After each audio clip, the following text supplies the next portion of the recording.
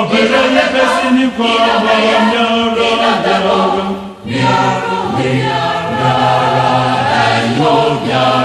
nyara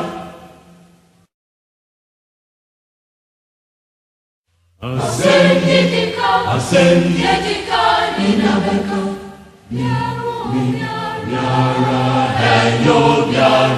nyara etume ina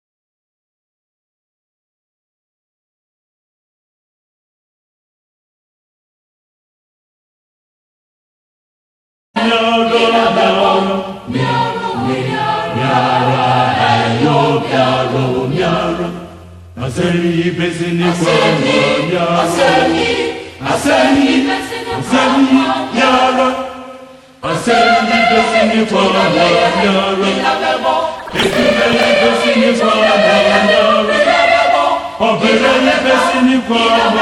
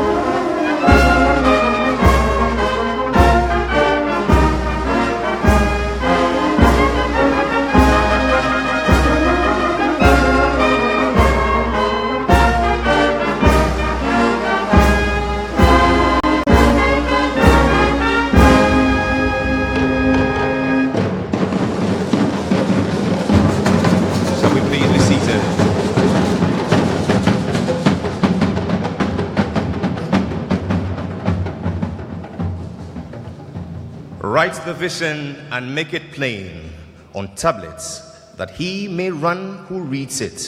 For a vision is yet for an appointed time, but at the end it will speak and not lie. Though it tarries, wait for it, because it will surely come, it will not tarry. Habakkuk 2:2-3. This is how I say good afternoon to you, the President of the Republic, the Chief of Staff, distinguished Ministers of State, Your Excellencies, members of the Diplomatic Corps, our esteemed traditional and religious leaders, our service commanders, directors and officials of ministries, departments, and agencies, civil society organizations, heads, teachers, pupils, and students of selected schools, members of the press, ladies and gentlemen.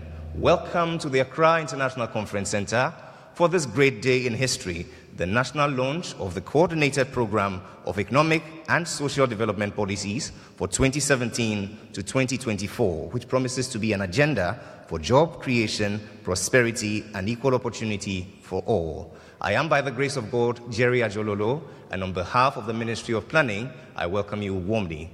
Today, we gather here to fulfill a constitutional mandate, but also to lend our support and enthusiasm to this great document, which will carve out a new Ghana, one for ourselves and for posterity. It is my firm belief that by joining this great cause, we will leave here further emboldened and informed about the plans of government for a new Ghana. This afternoon, we're blessed to have in our midst the President of the Republic. Please make welcome formally Nana Addo Dankwa Akufo-Addo.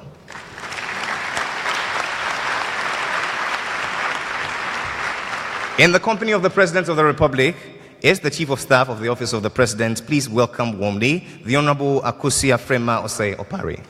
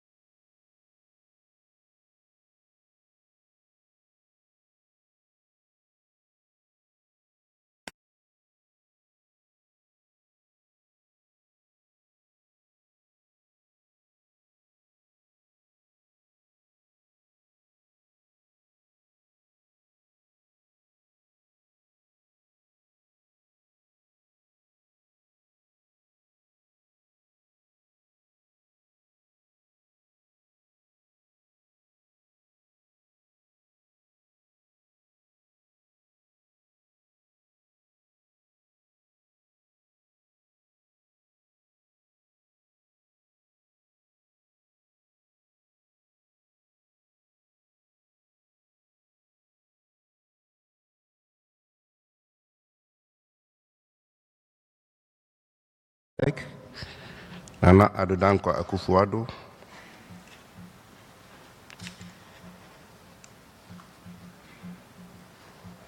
Honorable Chief of Staff,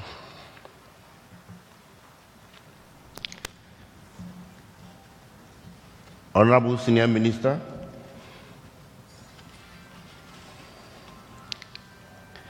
Honorable Minority Leader, Honorable Majority Leader, the Acting Director General of the Planning Commission, Honorable Ministers of State, Honorable Members of Parliament, His Excellencies, Members of the Council of State, His Excellencies, Members of the Diplomatic Corps, Nime, Name, Nananom, students, young men and young women, market women, members of the media, distinguished invited guests, ladies and gentlemen.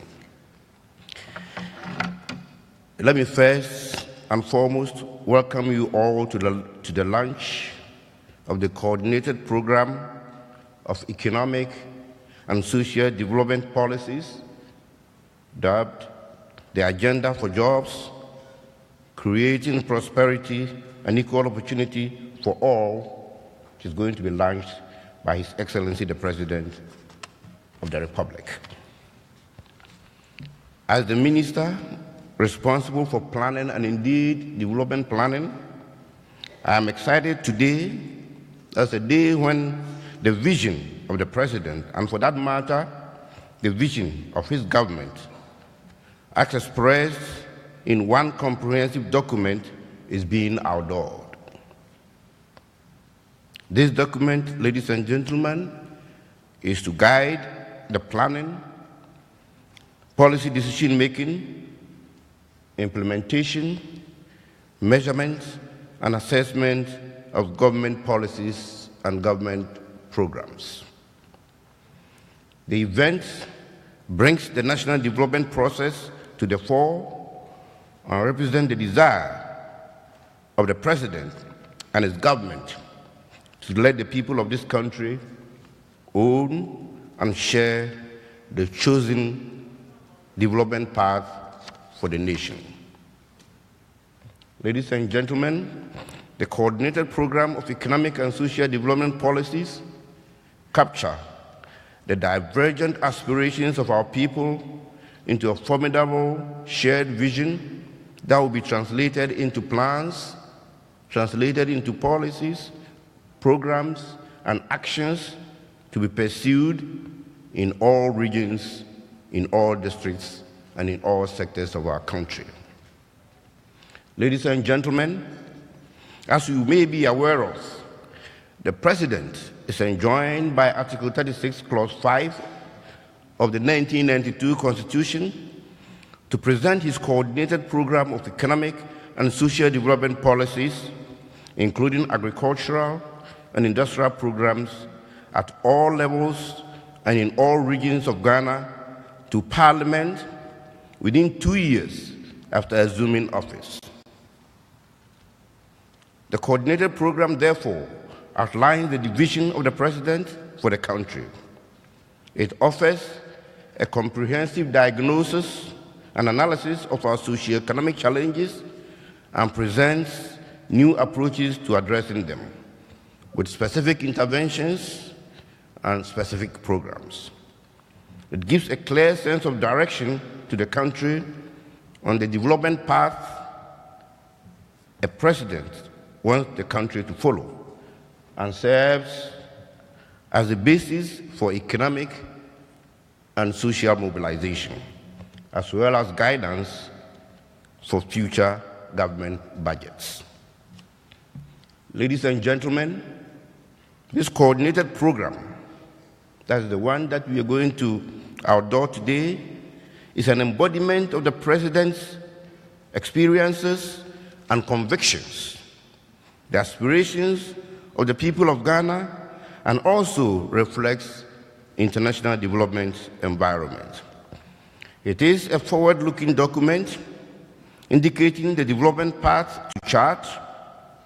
It is a reference source for validating decisions and actions, and an indicator for assessing performance and accomplishments. Ladies and gentlemen, Ghana, in the Fourth Republic, has prepared 4 such vision documents. The significance of this one is that it is the first time that the vision document has been presented to Parliament within the first year of assumption of power by a president.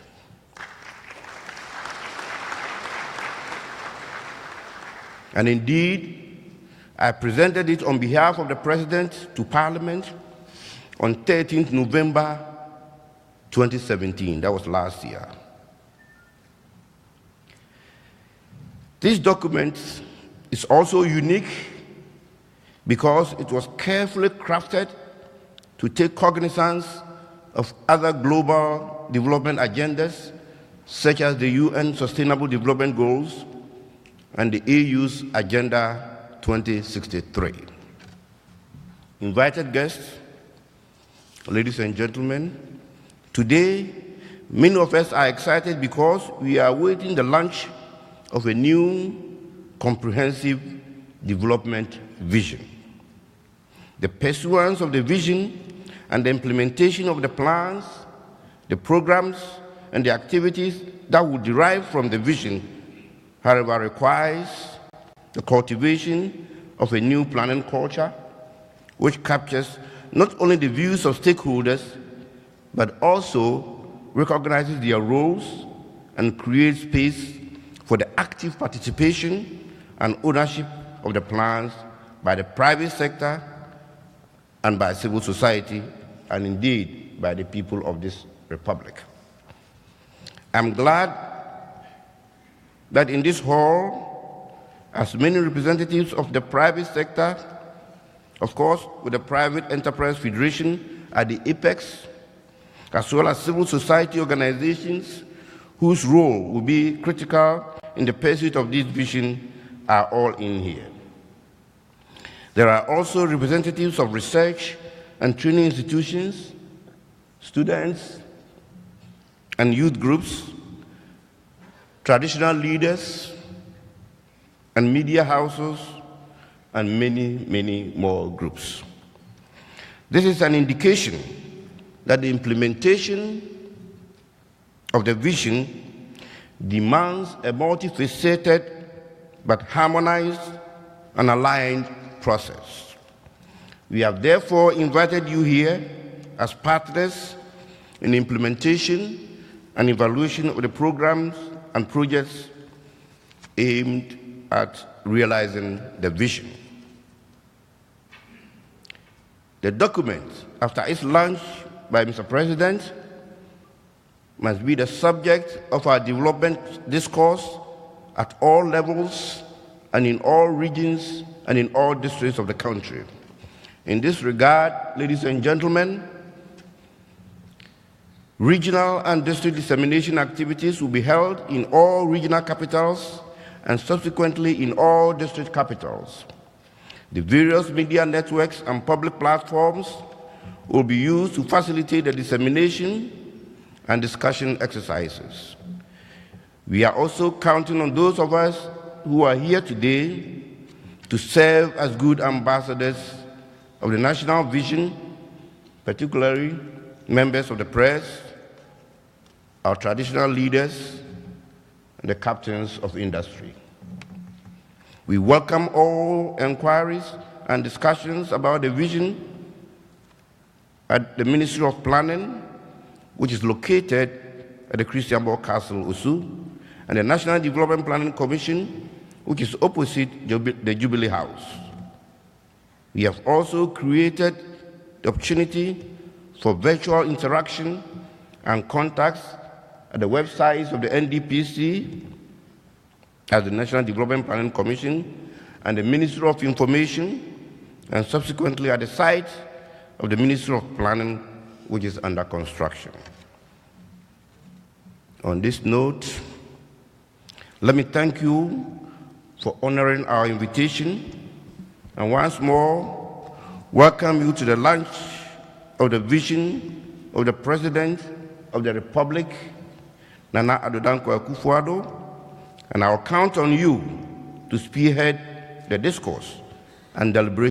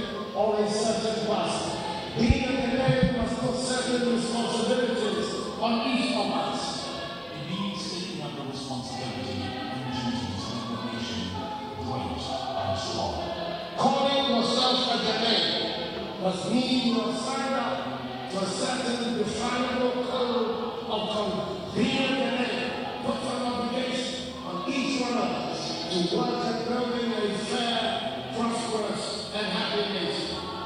The 1992 Constitution of Ghana places an obligation on the sitting president to, within 2 years of assuming office, present to Parliament a coordinated program of economic and social development policies, including agricultural and industrial programs at all levels and all regions of Ghana. President Akufo-Addo presented this document to Parliament in record time on 13 November 2017, 10 months on assumption of office. When I told you I was in a hurry, you probably rose to the challenge. This Parliament discussed a number of bills relating to my flagship programs. It is the First and the Fourth Republic, the flagship programs, and in this case as many as 5, have been passed in the first year of the government. This document, dubbed An Agenda for Jobs, Creating Prosperity and Equal Opportunity for All, encapsulates the President's vision. An optimistic, self-confident and prosperous nation through the creative exploitation of our human and natural resources and operating within a democratic, open and fair society in which mutual trust and economic opportunities exist for all. It seeks to double per capita GDP by 2024.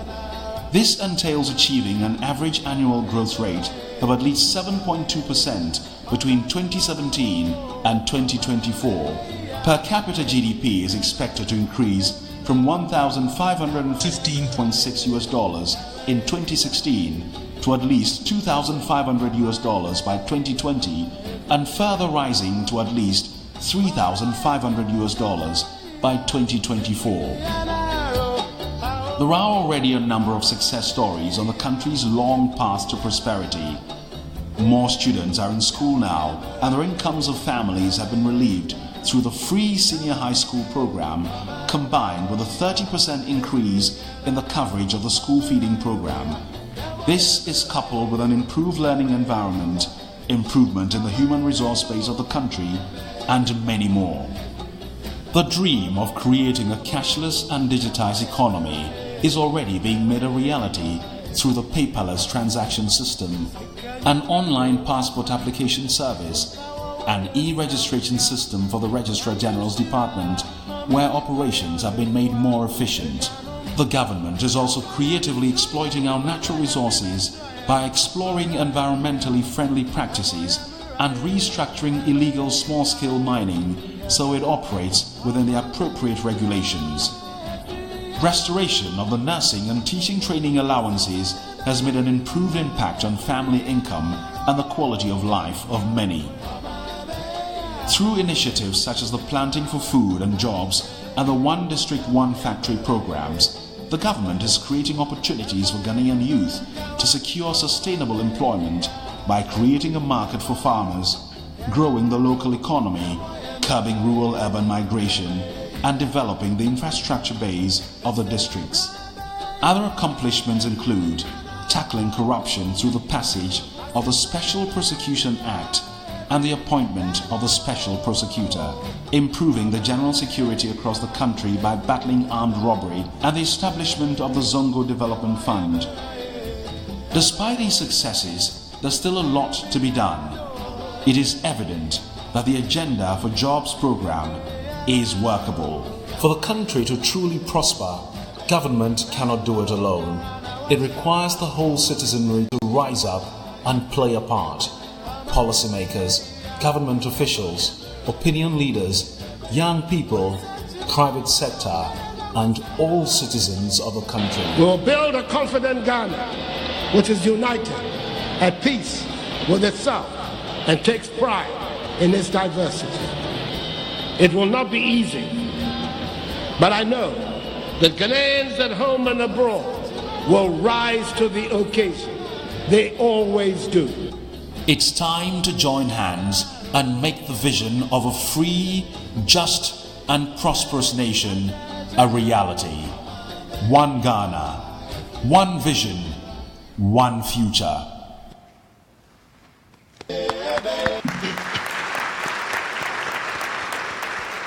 And this is what it means to be truly Ghanaian, and we gather here as Ghanaians both by birth and adoption to add our weight, our enthusiasm and our support to this great cause. This afternoon, Mr. President, we're pleased to have with us the minority leader who is here to share some brief remarks. Please welcome the Honorable Haruna Idrisu.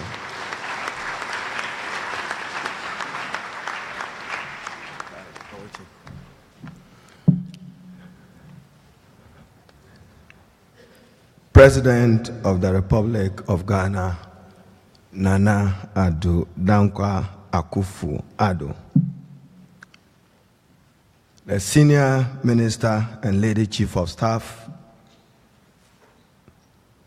my Minister for Planning, Professor Jan Bafo, and the Majority Leader and Leader of Government Business, members of the Council of State, distinguished members of the security services, ministers of state, members of parliament, Nananum, and very distinguished ladies and gentlemen.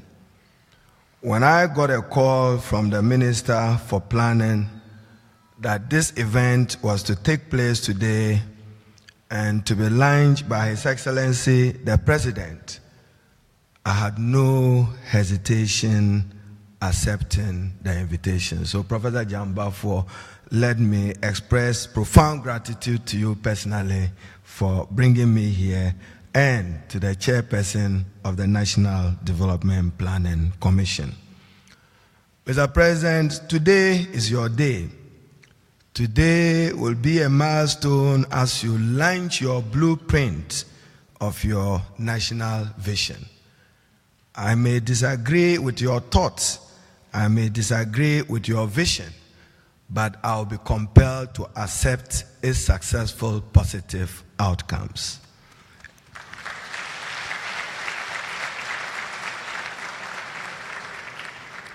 And even today, as we launch your National Development Plan, it is also a truism that you are the first president to have done this on record time. Historic and commendable. It reflects the fact that, Mr. President, you are in a hurry. Mr. President, but you certainly must be in a hurry to mobilize resources for the attainment of the noble objectives in this document. I wish you well as you take our country through the long, real journey to a modernized Ghana. Mr. President, at all times, I know, consider the political opposition as your loyal reminders. And I'll remind you today some of the things that are lost in this document. I've perused through the document, Professor Jan Bafo, and conspicuously lost in it is Ghana beyond aid. The vision of the president. What happened? That should anchor. That should anchor, because the president have articulated that nationally, even though he has not shared with us the time limit. But it's certainly a shared idea that we must move our country beyond aid.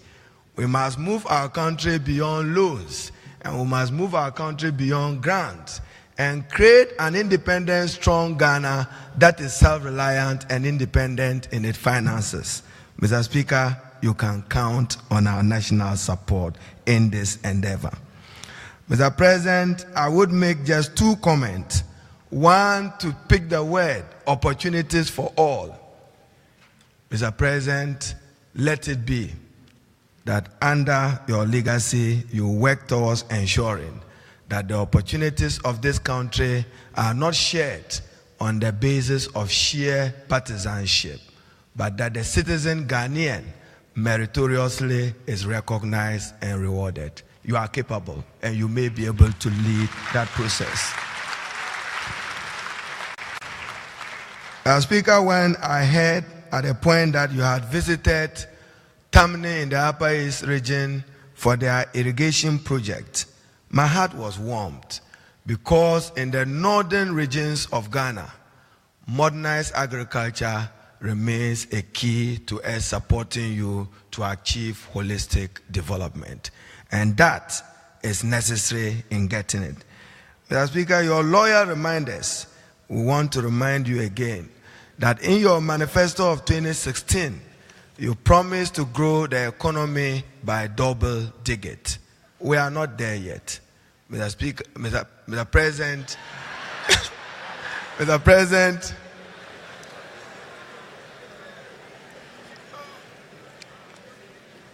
my concluding remark finally is on the private sector. And as I said, the positive outcomes of this vision, like it or not, if the free compulsory senior high school program that you are implementing, your signature initiative, is successful and adequately funded, history will judge you as contributing to the human capital of our country. And history will judge you well. But ultimately, Mr. President, the private sector of Ghana, we still, as ministers, as an agencies, need to create an enabling environment that will allow the private sector to triumph. They remain the incubators of job creation and not the public sector. On this note, Mr. President, as you launch your blueprint, let me wish you every success. And to remind our colleagues in Parliament, especially my good friend, the Majority Leader, that unfortunately, Parliament cannot do much. Our role as overseer of the purse remains a constitutional myth within the framework of the 1992 Constitution. And therefore, Prof, we cannot help you. Where you want the resources more, Azongo development or agriculture, Parliament is handicapped. On this note, I thank you for the opportunity. Warm, heartfelt, and very sincere, the unmistakable Honorable Haruna Idrisu, a man of great understanding. We thank you for your warm thoughts and your penetrating insights. The President will certainly make you proud. In the same vein, we're honored this afternoon to have with us the Majority Leader who has some thoughts to share. Please welcome the Honorable Seiche Mensah Bonsu.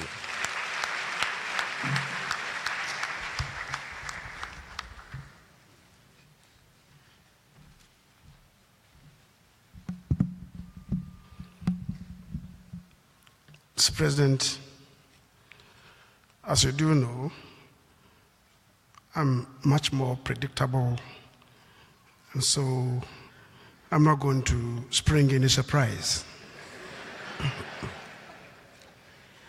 Mr. President, Lady Chief of Staff, Senior Minister, my colleague, the Minister responsible for planning, Ministers of State, members of the Council of State, members of Parliament, officers of the security services, the director of the NDPC, distinguished ladies and gentlemen. The social development policies of 2017-2024 is indeed a response to a constitutional imperative captured under Article 36(5) of the 1992 Republican Constitution. The coordinated program of economic, social, and if you may, the political objectives as expressed in Chapter 6 of the 1992 Constitution is to ensure sustainable development for the generations of today and of tomorrow. This indeed should be a national vision and not a partisan vision. Mr. President, the world only a couple of years ago came to grips with the need to develop using the resources that we control as humanity sustainably in order for the welfare of the generations yet unborn to be factored. The world came to this determination in 2015 at the instance of the United Nations. The Sustainable Development Goals came to be adopted. Ghana has since 1992 made this determination and it is encapsulated in the preamble of the 1992 Constitution, which states, and I quote, "We, the people of Ghana, in exercise of our inalienable right to establish a framework of government which shall secure," and I underline, "we shall secure for ourselves and posterity the blessings of liberty, equality of opportunity, and prosperity, among others." And it goes on, "We do hereby enact, adopt, and give to ourselves this Constitution." What it means is that as Ghanaians, we woke up to the need for sustainable development before the rest of the world did wake up. Sustainable development in a coordinated manner ensures equality of opportunity and prosperity for today and tomorrow. It is the reason why one can only appreciate the importance of the agenda for the program that is to be launched today, creating prosperity and equal opportunity for all, which is directly in consonance with the national aspiration in the preamble of the 1992 Constitution. Now, sustainable development should ensure, as provided for by Article 36(2)(d), that we coordinate a development agenda that yields even and balanced development of all regions and in every part of each region. All this is to be predicated on the shell of a long and medium-term development plan that is provided by the National Development Planning Commission. Coordination in development is best assured if the vehicle is decentralization. And that is why the Constitution envisages the concept of decentralization. Mr. President, it however appears that there is a missing link in the decentralization that we have accepted as a vehicle for our national development. Mr. President, decentralization is at the level of the districts. From the districts, there should be a coordinating body, that is an intermediary body, to synchronize local development at the regional level. For now, we have a situation of each one for himself and God for us all. And that cannot be good if indeed we are to better coordinate our development effort. Perhaps any meaningful efforts at reviewing our constitution should have a second look at this. The budget is the work program of a government which is supposed to exhibit the expenditure patterns that the government wants to embark upon to achieve the social, economic, political, cultural, and educational objectives as captured in the directive principles of state policy, which should have been translated into broad goals by the National Development Planning Commission, and which also would have been captured by the ruling party's manifesto and translated into actionable programs by the Coordinated Program of Economic and Social Development Policies, the launch of which we are going to witness today.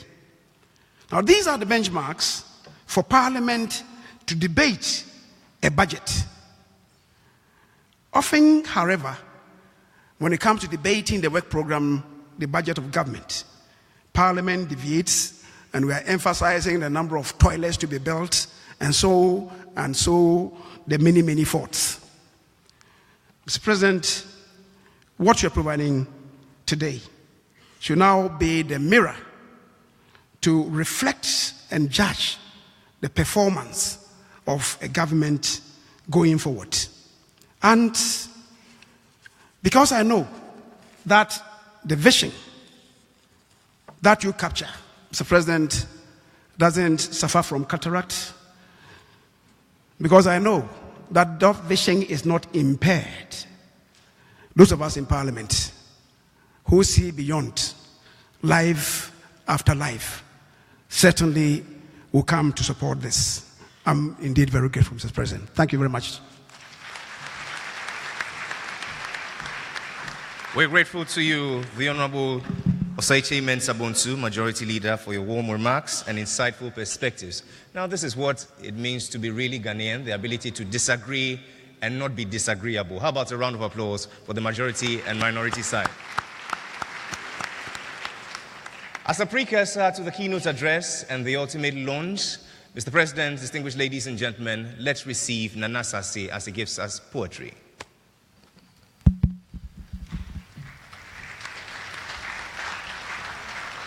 Ago! Ago! Ago Ghana! Mpani be company sem. Emofra beto anansesem. Nya kenyina wunyame nsem. Shadows would find their places on the walls. I salute you, revered greybeards, elders who taught no beards because they might have picked all of life's experiences. I salute you, revered greybeards, backs without which we have no front, tongues without which we have no song. Old ropes on the ends of which new ones will be woven to hand over the future in safety. Because it is important, we have carried our seeds from the north, from the south, from the east and the west, and we have gathered at the center to listen. We, Ghana Sem, and Ghana Muntie. Patience is a virtue, the results of which is too obvious that I do not need to tell you. Patience is that virtue of which our national development is our biggest test ever. Patience is a virtue, yet a man on a mission is a man in a hurry. Yes, a man on a mission, a man in a hurry, but not in a hurry without his vision. He is rather in a hurry to that market of ideas to spread out his wares such that each of his people can buy their own portion into reality. The journey of our nation has been so precarious. We have gone through a whole lot of series of blank checks of promises upon empty promises to be withdrawn from that bank of wild dreams. We have often faced vociferous tendencies that militate against our national advancement, but today we have gathered at this market of ideas to buy our batons of vision from this coordinated program of economic and social development policies. This is a wise man's calling to all of us. Ghana, Monya Swen, Ofremi Nana Sasio, Omama Kweje Biro Fase, Monitia, Sambo Frana Medie, and so Asempa, Etia, opening Kessiebi, and Wakofana Samuaba, Amame, Menya Biaka, Osemanuati, opening Kessiebi, and Wakofana Samuaba, me, Nibe, Huhum Frama, Nibia found who, Naunya Waswa, Wetie. Chunianim Dawa, your bon chain, the Prapra Quemuma Gro, Chunianim Dawa, your bon chain at the Fanium Wajin, and Shishaye, Asa, Brika, and Wading, Intina, this year to Samutisi Bejamua, Chunianim Dawa, your mon chain. Opening Kessie, Ghana. Ghana was soon a pimco anymore, your friend Menesuno, your boko, your chinswa, your friend Menesuno, Menesuno Hina, Menesuno, and your penning Kessie, a janumina for Pimtipon Pa. You didn't find in Kessie, son in a bidjum, Bajim. Ghana, Nina, Yatna sees a cantania, you didn't tune Fifia, na Gia hem. You didn't swap Ghana near Menina or your beda, you didn't say on Henny and Pumano. Ago, Fiha, Nana Sassi, me company once a more, me dinidie. If you see a chair, me say, she, Sawobo Waji, oh, Peninko to Jesua. Dumpimu huwa wote eja mintu ade so nemu Ghana ya so wiase aye krado nana ado dankwa akufo ado ewiase tie o mesre wada mintu bobreso uma omusu a makoto osori a bigina ho pintim nana okesi awo wonya hantan opening kese kantan krenchi awo wabindi nyansa ninimde abo kesre bede Nana Sase, Mama Kweja Biwo Fase, Ghana this year, Semonim Kasa, opening case you are for Nasamaba, who knew me call, Madame Wasi.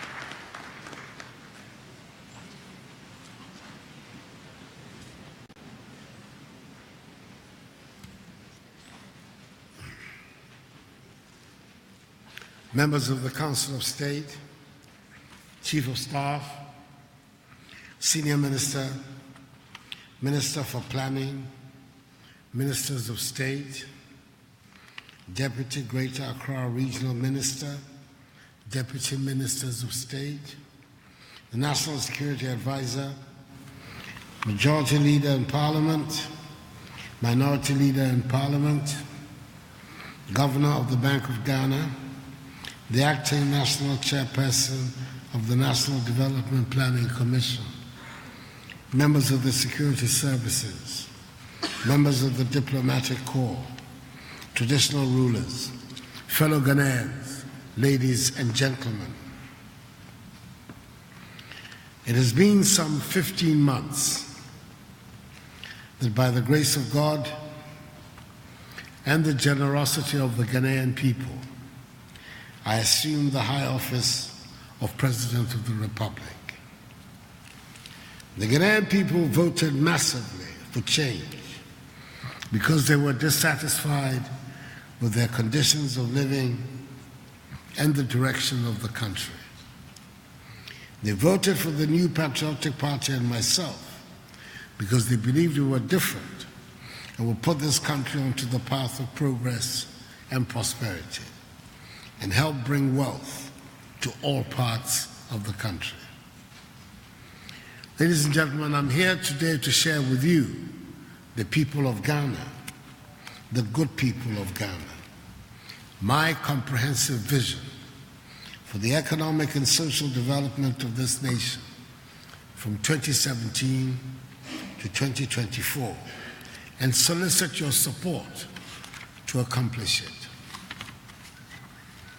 On 13th November 2017, I presented this comprehensive vision to Parliament in fulfillment of Article 36(5) of the Constitution, which requires that, and I quote, "Within 2 years after assuming office, the President shall present to Parliament a coordinated program of economic and social development policies, including agricultural and industrial programs at all levels and in all the regions of Ghana." This is the first time in the history of the Fourth Republic that this requirement has been met by a president in his first year of office. I'm inviting all Ghanaians to buy into this vision and work to make it happen, for it represents a clear route towards the progress and prosperity of our nation.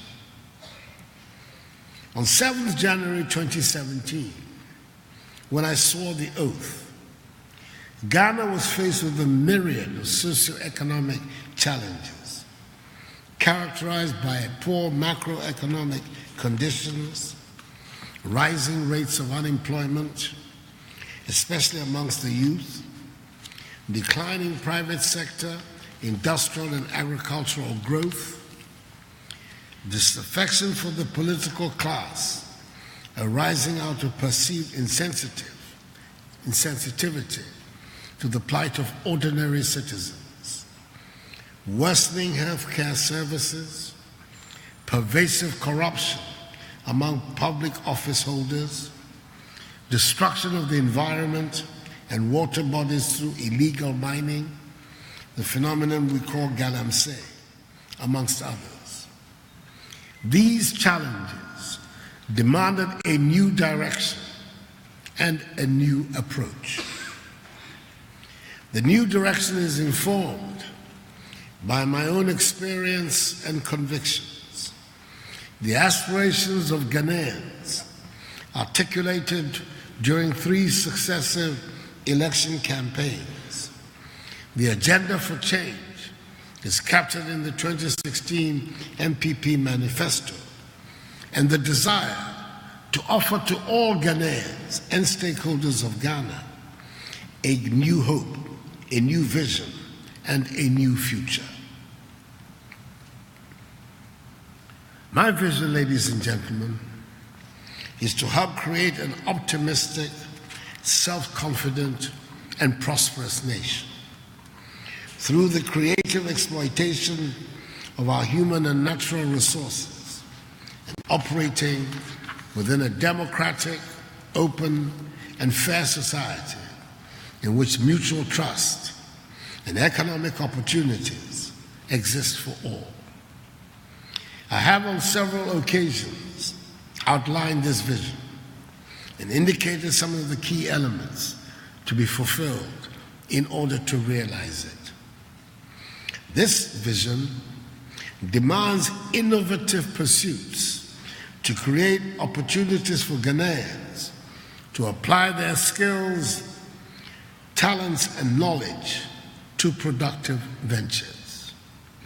It is, however, obvious that the jobs created cannot be sustained in a situation where the country is dependent on imports of foods, on imports of the basic necessities of life.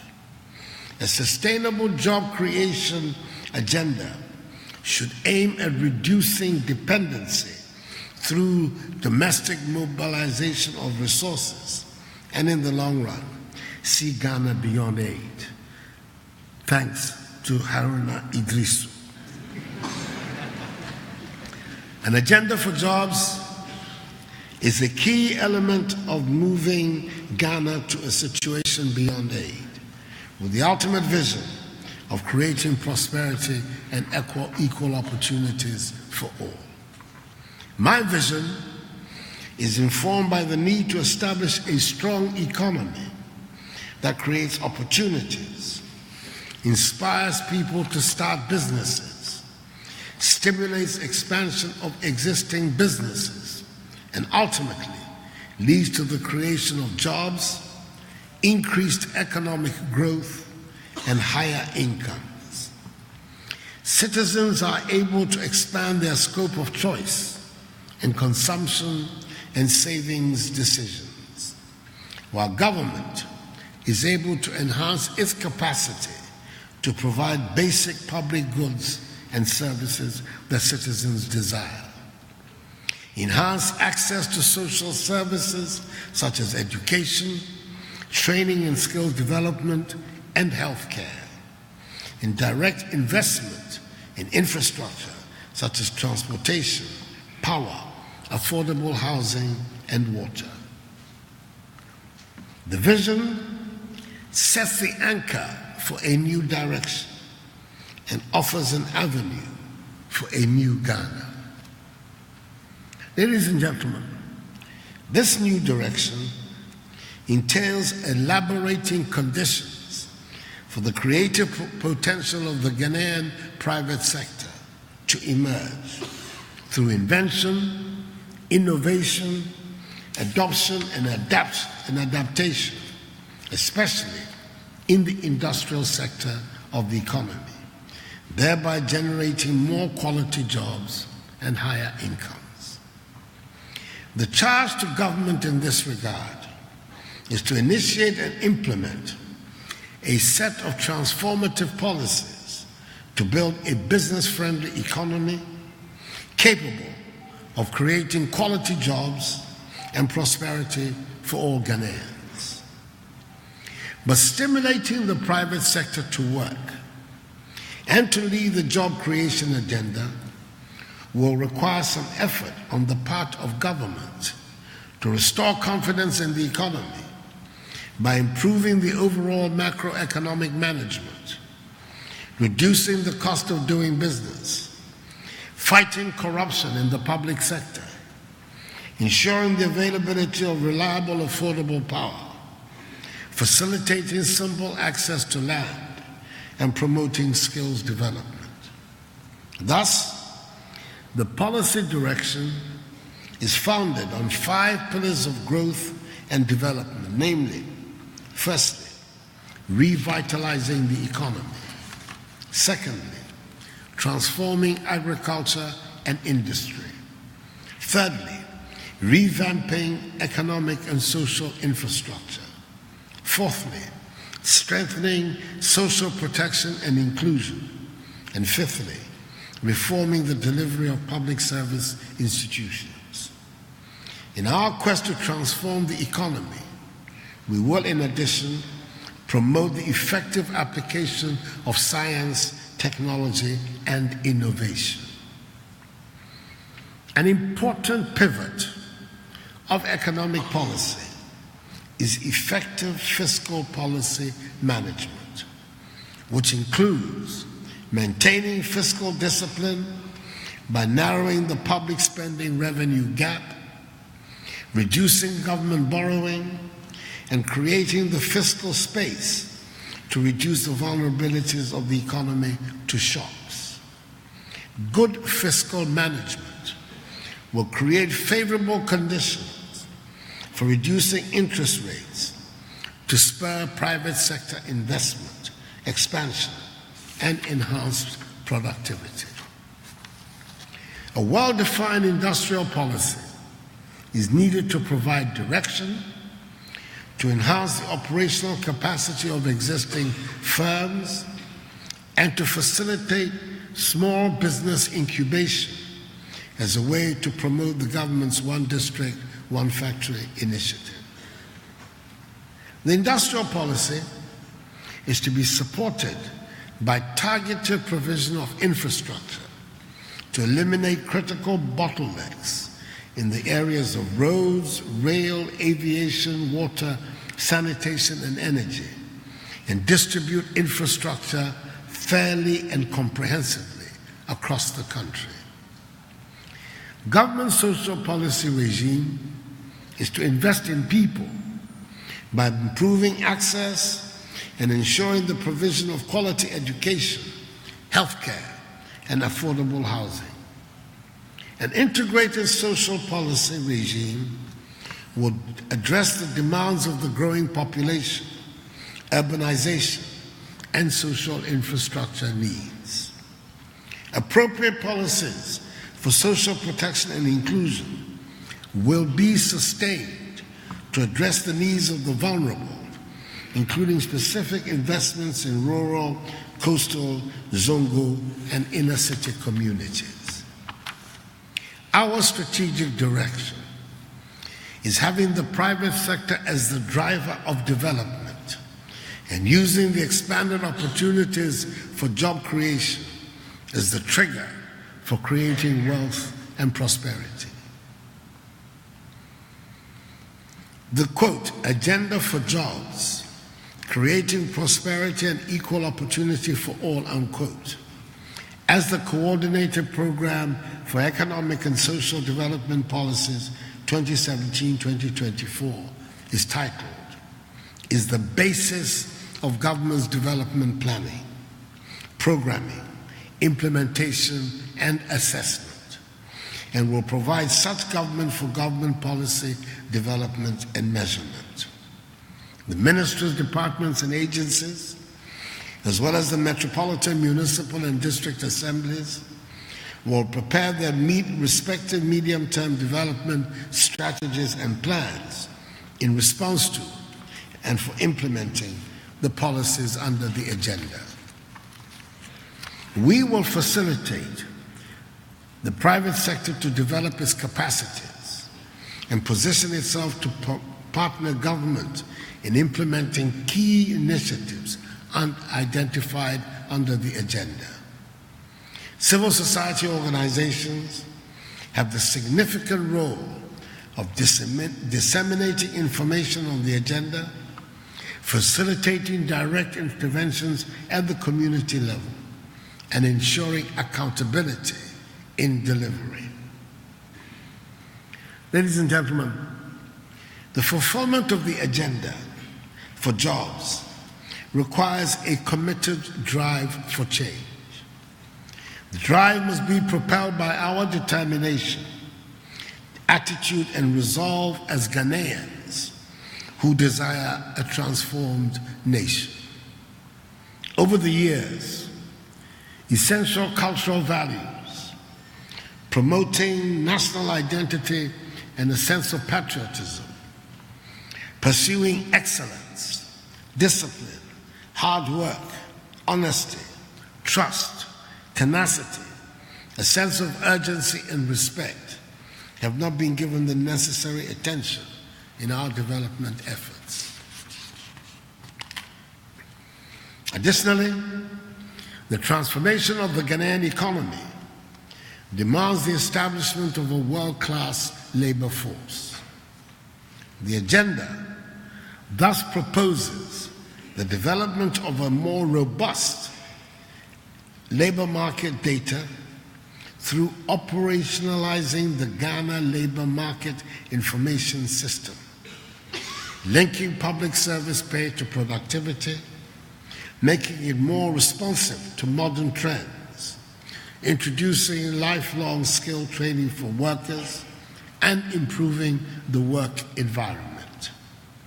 Government's efforts will include improving the work environment, formalizing the informal sectors of the economy, resourcing and enhancing the workplace conditions of the Labor Department, Management Development and Productivity Institute, the Fair Wages and Salaries Commission, the Public Services Commission, Office of the Head of Civil Service, and Local Government Service, amongst others.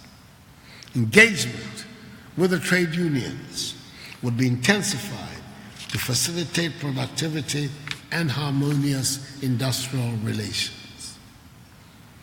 Ladies and gentlemen, in my address to the United Nations General Assembly in New York last year, I reiterated the sustainable development of Africa, including Ghana, must be predicated on technological innovation, research, and development. I believe there is a strong positive relationship between the state of innovation in a country and the living standards of its people. I acknowledge our country has not paid due attention to research and development, which has hampered the development of innovation. Government under the Agenda for Jobs will, as a matter of urgent policy, adequately resource the Council for Scientific and Industrial Research, CSIR, and its 13 affiliated institutes, as well as other national research institutes, to lead the introduction of broad-based innovation and productivity incentives in the national economy. It will strengthen further the link between research and industry, particularly the industrial associations and the institutions of research and learning. Ladies and gentlemen, although this vision subsists for the next 7 years, and we have covered only 15 months, we take modest pride in acknowledging that we are on the way for the desired change. Although we can only be legitimately judged at the end of the period, the track record of government in the first year indicates that the Agenda for Jobs is on course. Many of the identified flagship projects under the agenda have already been launched. Some are being effectively prepared, and others planned for their imminent takeoff. The gloomy picture of the Ghanaian economy has been reversed, and it is on a defined road of revitalization. The defined actions include the effective management of the economy with assertive fiscal, monetary, and debt controls, establishing a national digital addressing system, launching of the 10-point industrialization agenda, including the One District, One Factory initiative, establishing a national tax evasion hotline, creating the development authorities for the northern middle belt coastal zones of our country, instituting the Zongo Development Fund, and the facilitation of an electronic payment system especially for salaries and utilities. The revamping of our economic and social infrastructure is on course. Dumso has ended through the improvement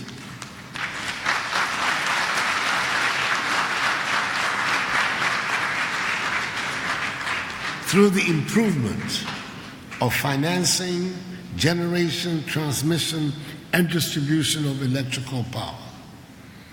The renovation and expansion of the railway network to northern Ghana is to be pursued vigorously. And the revival of the transportation systems in the Volta Lake and the Eastern Corridor Road have been initiated. The fight against illegal mining is on course, and some of our rivers have shown visible signs of recovery. The agricultural sector has exhibited the initial signs of transformation with the implementation of the program for planting for food and jobs. The One Village, One Dam initiative will be launched momentarily to cover the northern parts of the country and help bring farmers closer to sustainable all-round agricultural production. The social sector of Ghana is working again with the implementation of the free senior high school policy, the strengthening and alignment of technical and vocational education institutions, the facilitation of the ICT program in schools, and the continuation of the rationalization and expansion of educational infrastructure. The restructure of the National Health Insurance Scheme has been initiated with an intense stakeholder consultation process, whilst the Livelihood Empowerment Against Poverty program has been expanded to cover more households. The Ghana School Feeding Program has also been expanded to cover additional communities. The Affirmative Action Bill is under consideration by Cabinet, and the proportion of the Disability Fund of the District Common Fund has been increased. Under governance, as I reported in this year's message on the State of the Nation, a program for the amendment of the relevant articles of the Constitution to pave way for the direct election of MMDCEs and bring full democracy to local government has been defined. The constitutional processes for the reorganization of our regional governance structure, the first in the history of the Fourth Republic, to bring governance closer to the people, to accelerate development, is underway. The Office of the Special Prosecutor and the identity of its first occupant have been effected. The Right to Information Bill has been presented to Parliament. The public sector reform strategy has been reviewed and will be launched in a few weeks from now, whilst reforms of our system of public procurement are ongoing. Ladies and gentlemen, I can confidently state that actions have already begun on many of the flagship programs under the Agenda for Jobs, and the remaining will witness inception shortly. It is my conviction that the effect and impact of these initiatives and many others articulated in the document will go a long way to ignite and sustain the transformation we are craving for our nation and bring us close to achieving the Sustainable Development Goals. Today, I'm calling on public servants, private sector operators, organized labor, actors in the informal sector, members of the media, institutions for research and learning, civil society actors, religious figures, traditional authorities, and friends of Ghana to join hands in ensuring that this national clarion call resonates all in our homeland Ghana and make it great and strong. I thank you for your attention. Nana Addo Dankwa Akufo-Addo, President of the Republic. Ladies and gentlemen, a resounding round of applause. We're ever so grateful to you, Mr. President, for your tenacity, your vision, your courage to launch such a bold, audacious, and defining agenda for our nation. Posterity will forever be grateful. But one thing I believe the President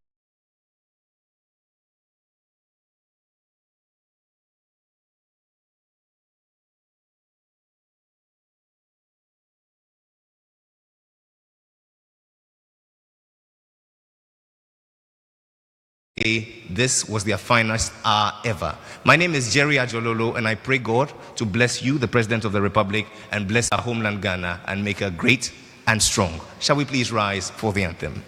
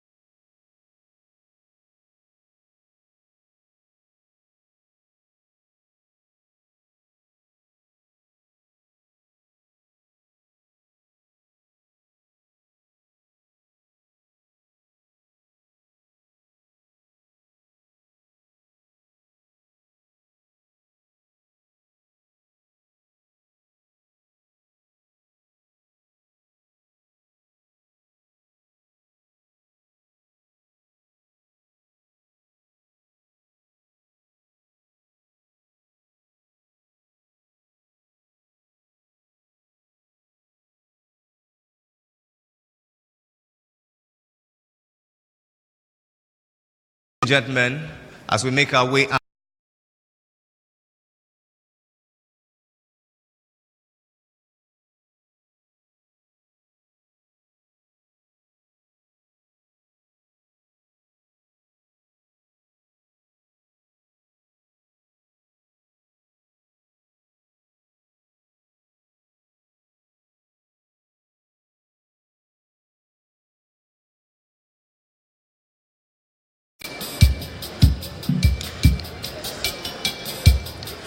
ladies and gentlemen, let's please remain in our seats as the President of the Republic and his official party depart from the hall.